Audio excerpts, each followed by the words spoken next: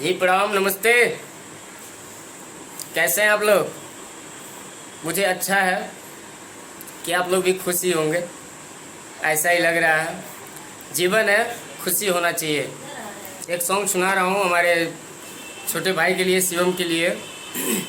और आए हैं मेरा इंटरव्यू लेने के लिए, तो एक गाना मैं सुना दे रहा हूँ। एक फिल्म का गाना है। तोहर कातिल नजरिया ये जान दिल दीवाना बनैले बा। तोहर कातिल नजरिया ये जान दिल दीवाना बनैले बा। हो ऐसन जादू चलैले बा, हो ऐसन जादू चलैले बा।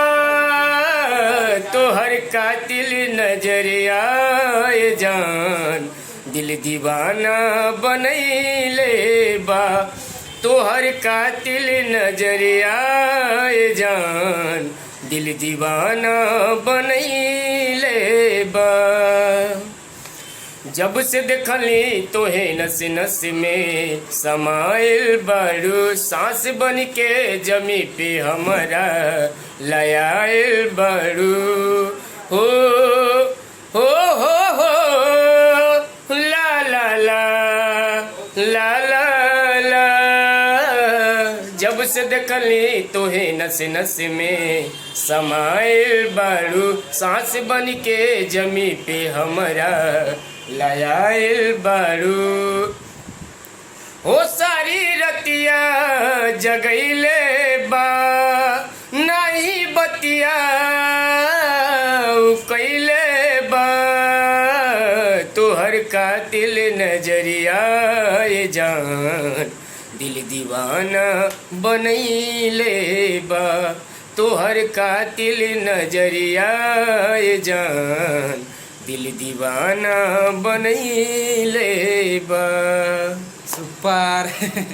और भाई एक थोड़ा सा कहो, थोड़ा दो लाइन गुनगुना दीजिए कोई दूसरा सा। हो जब बुलाट के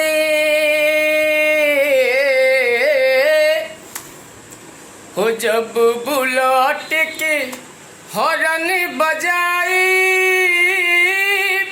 बुझिया की मिले आई, बुझिया की मिले आई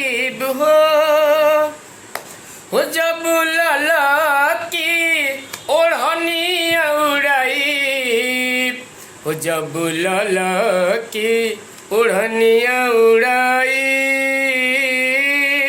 बुझिया ना मिले आई, आइब त मर खाइब हो। जब लाला की ओढ़निया उड़ाई,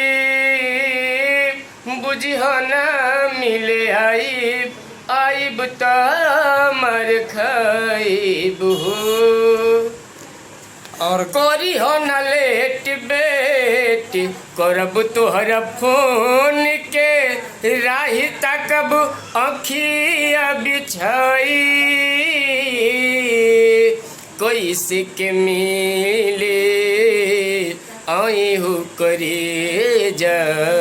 संग में सुतेली रोज माई, हो जब नींद वाली गोली भेजाई, हो जब नींद वाली गोली भेजाई, बुझिया की मिले आई, राती के मिले आई हो। और गाना अच्छा लगा हो तो लाइक कमेंट शेयर करना ना भूले। और मिले नहीं आवत बाड़ू, हमरो मन सनकावत बाड़ू। जिया हो मिले नहीं आवत बाड़ू, हमरो मन सनकावत बाड़ू।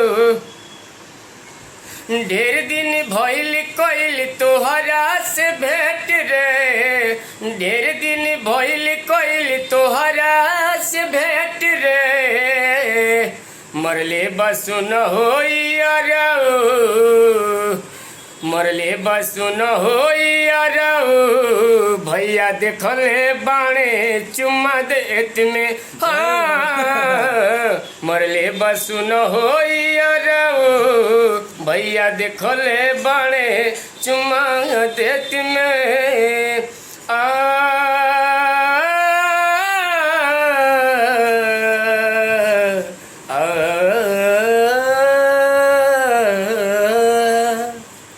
और गाना कैसा लगा कमेंट में जरूर बताइएगा।